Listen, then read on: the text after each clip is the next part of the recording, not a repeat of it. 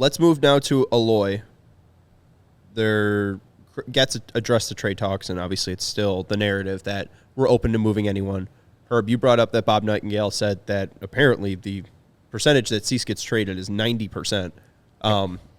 First off, with Eloy, if Cease is 90%, what percentage do you think Eloy is to get traded? See, the thing is, I don't know if there's a lot of teams checking, but there's a decent amount of teams checking in for Eloy because the talent is there. It's immense. They saw it. Everybody knows that he can hit the ball and hit it with authority, and usually is a good hitter too. But he's relegated pretty much to designated hitter status with the White Sox, and he's often hurt. So I would say there'll be some teams checking in, at least 5 teams. I don't know the number, but I don't know exactly if there's interest other teams in trading for him and if the White Sox see enough value coming back because he's still relatively young in his career and relatively inexpensive. So if the White Sox don't see enough coming back for Eloy, they could just say, no, we'll hold on to him. There's no rush to get rid of him because Dylan Cease, we all see the writings on the wall that he's pretty much going to be a free agent after 2 years. For Eloy, if he is, who's checking for him? There are people, but it's not the market that Dylan Cease is, and he's not signed by Boris, and so you know that the negotiations aren't going to be contentious like they are with Dylan Cease. So I don't know how many people are checking for him, but I'm sure there are. But to put a number on it, I would say probably 30%. I wouldn't think that they're actively offering him, and I don't think there's a lot of teams actively calling the White Sox for his services, even though the White Sox have let it be known that they're open for business. I think if there's one thing we've learned so far from Chris Getz is that he wouldn't have a problem parting with anybody. We hear trade rumors about Dylan Cease. We see him just say bye to Tim Anderson. I think that Chris Getz would certainly entertain any trade offers for Eloy Jimenez. That being said, Dylan Cease and Eloy Jimenez are in 2 very different places. Dylan Cease was the Cy Young runner-up a year ago. Eloy Jimenez is currently a power hitter struggling to hit the ball in the air. He's a guy who's had a lot of injury problems. He's a guy that has yet to live up to the potential. Dylan Cease did not have a good year for him necessarily last year, but he has shown that he can live up to that potential. So Eloy Jimenez right now, if you're the White Sox, you're going to be selling low on him. Dylan Cease, you could probably get a very hefty return package for Dylan Cease.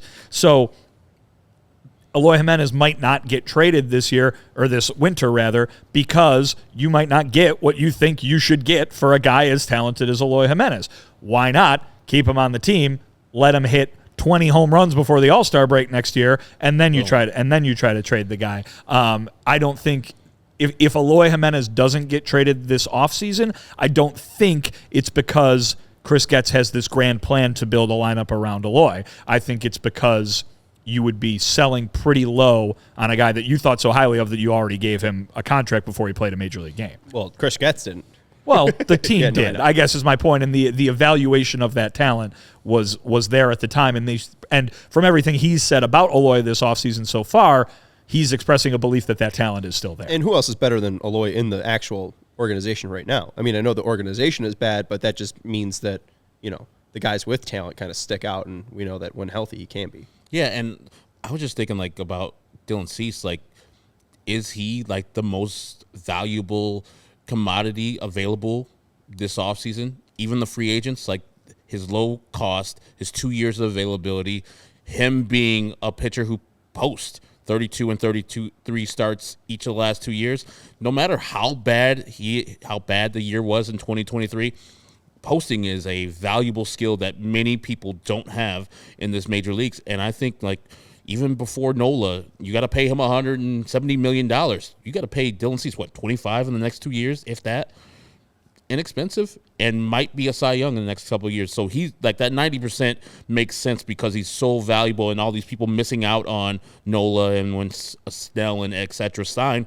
I think Dylan Cease is a better commodity than all the rest of the pitchers and most of the people who are on the market not named Shohei Ohtani. And Bob saying that the White Sox have a high price for Dylan Cease. Good. As they should. Make it as high as possible. Highest bidder. I mean, that's the saying for a reason. I mean, I need to be so content with this deal because, I mean, he is going to be a Cy Young at some point.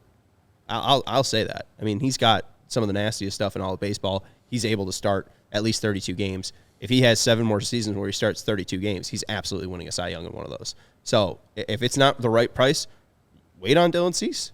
I mean, hold on to Dylan Cease and Eloy Jimenez because you can give him playing time. You can give him the showcase to say, hey, look how good this guy is. Wouldn't he look good in a Braves uniform? Wouldn't he look good in an Orioles uniform? Hey, you need Heston Kjerstad and Colton Cowser? Come on, Baltimore. You're being stingy. Like, Chris Getz just holding the feet to the fire. And you know what? There's the other side of that coin too, though, Sean. I mean, there's the other side of the coin, which is if they can't trade some of those guys this offseason, what if they're just good?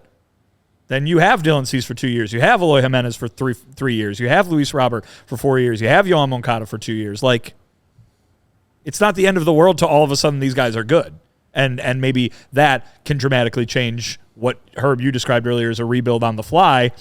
If it's on the fly, then your plans can change, and that wouldn't be the worst thing in the world either. It doesn't have to be the entire rebuild has to happen in one offseason or else there's no shot kind of thing. It's a revamping. Again, it's rebuild such a dirty word, guys. We all silly like the